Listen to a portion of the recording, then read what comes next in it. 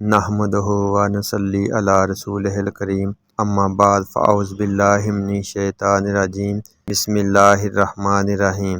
درود شریف پڑھتے جائیں اور پڑھاتے جائیں۔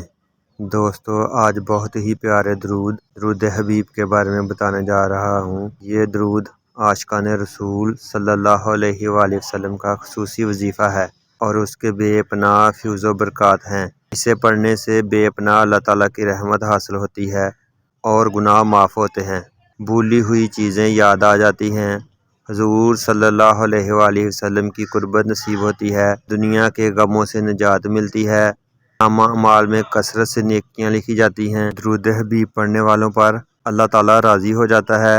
درود حبیب قبر کی روشنی ہے۔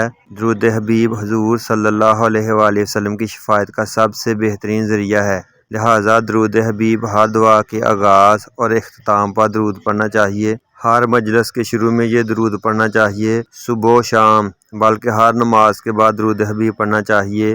ہر وعظ اور تقریر کے شروع میں، حج کے مناسک ادا کرتے وقت، مسجد میں فارغ وقت میں، گویا جس وقت موقع پائیں درود حبیب کو کثرت سے پڑھیں۔